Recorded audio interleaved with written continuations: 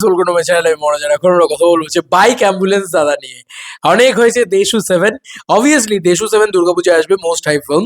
But একটু তো দাদার অন্য ছবিগুলো নিয়েও কথা বলতে হবে বন্ধু, যখন আপডেট চলে আসছে। ইয়েস বন্ধুরা, দেবদা নিজেই স্টোরিতে দিয়েছিল ব্যাড রেকি টাইম। ইয়েস বন্ধুরা, রেকি কিন্তু শুরু হয়ে গেছে। রেকি টিম মানে টিম রেকি শুরু করে দিয়েছে। এখানে লালুদা থেকে শুরু করে সবাই রেকি করছে। আমরা দেখতে পাচ্ছি রম্বানিদি, লালুদা এদেরকে চিনি, এবং সম্ভবত শুভঙ্কর ভরি তো দেখতে পাচ্ছি আমরা। শুভঙ্কর ভরি সম্ভবত টয় দা, এরা সবাই রয়েছে। শুভঙ্কর ভরি সম্ভবত শুটিং করবেন। তো আবারও একটা ওয়ান অফ দ্য বেস্ট ডিওপিস আমরা পেতে চলেছি এই এই সিনেমার ক্ষেত্রে। আমরা এইটুকু বুঝতে পারছি, এবং পরিষ্কারভাবে লেখা রয়েছে রেকি টিম এই বিষয়টা, এবং কোথায় রেকি হয়েছে সেটাও তোমাদেরকে বলে দিচ্ছি। রেকি হয়েছে ডুয়ার্সে, কারণ এই লোকেশনটা ডুয়ার্সে, এটা কিন্তু তারা মানে লোকেশন ট্র্যাক করে সেখানে দিয়েছে। আর দেবদা কিন্তু অলরেডি #ব্যাড #দেব50 রেকি এটা দিয়ে স্টোরি দিয়ে দিয়েছে। তো দেবদা হয়তো মেবি যেতে পারেননি বা পৌঁছতে পারেননি এখনো গিয়ে, কিন্তু দেবদার টিম কিন্তু রেকি করা শুরু করে ফেলেছে ব্যাটের, ঠিক আছে। তো আমার মন বলছে যে দেবদাও খুব শীঘ্রই জয়েন করবেন, এবং শুটিংও শুরু হয়ে যাবে খুব শীঘ্রই। আর বেশি দিন নেই হয়তো, কারণ আজকে হচ্ছে 22 তারিখ। আমার মনে হচ্ছে সরস্বতী পুজোটা কাটিয়ে, কালকে সরস্বতী পুজোটা কাটিয়ে দেবদা জয়েন করবেন আর কি শুটিংয়ে। ব্যাড শুটিং শুরু হয়ে যাবে। ব্যাডের স্কেডিউল কিন্তু আমার মনে হচ্ছে যে ফেব্রুয়ারি মাসের ভিতরে, তো ফেব্রুয়ারি মাসের এন্ডের ভিতরে ব্যাড হয়তো শেষ হয়ে যাবে। ফেব্রুয়ারি মার্চের শুরুয়াদের ভিতরে ব্যাড শেষ করে দেবে হয়তো দেবদা। কারণ মুম্বাইতে গিয়েছিল দেবদা, তখন কিছু শ্যুট করেছিল কিনা আই ডোন্ট নো, হয়তো মেবি করেননি, একেবারেই করবেন এখন। তো দেখা যাক কি হয়। তবে রেকি কিন্তু শুরু হয়ে গেল, এবং যেহেতু বাইক অ্যাম্বুলেন্স দাদা, স্বয়ং যে বাইক অ্যাম্বুলেন্স দাদা, তিনিও কিন্তু সুস্থ হওয়ার পথে, এবং তিনি মাঝে অসুস্থ ছিলেন।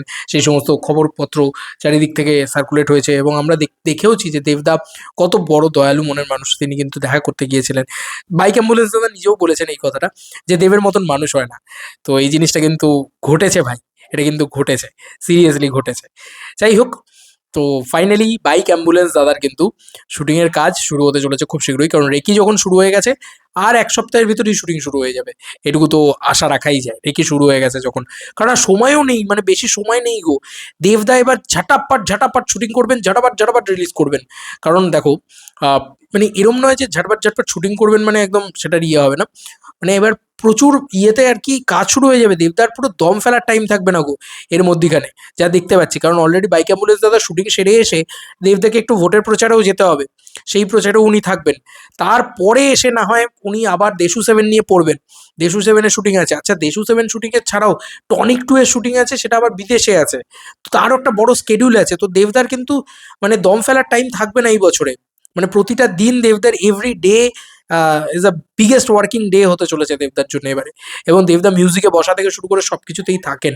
তোমরা সবাই জানো যে প্রডিউসার মানে সে প্রডিউসার একদম, মানে সেই প্রত্যেকটা স্ক্র্যাচ থেকে, প্রত্যেকটা জায়গা থেকে সে কিন্তু মানে তার ইনভলভমেন্ট থাকে, তার প্রত্যেকটা জিনিসে তার মানে ইনপুটস থাকে। এবং শুধু ইনপুটস কেন, মানে সে দেখেন বসে বসে সব কিছু দিয়ে করেন, তো মনিটর করেন, সেই জায়গাটাও থাকে। তো যাই হোক, ফাইনালি ব্যাডের থেকে আপডেট ফাইনালি পাওয়া গেল। দেব50, এটা কিন্তু দেবদার 50তম ছবি, ভাবা যাচ্ছে। তো আমিও এক্সাইটেড। জানি না এই ছবিটার জনার কী হবে, এই ছবিটার এক্স্যাক্ট কী গল্প এগোবে, কীভাবে গল্প এগোবে।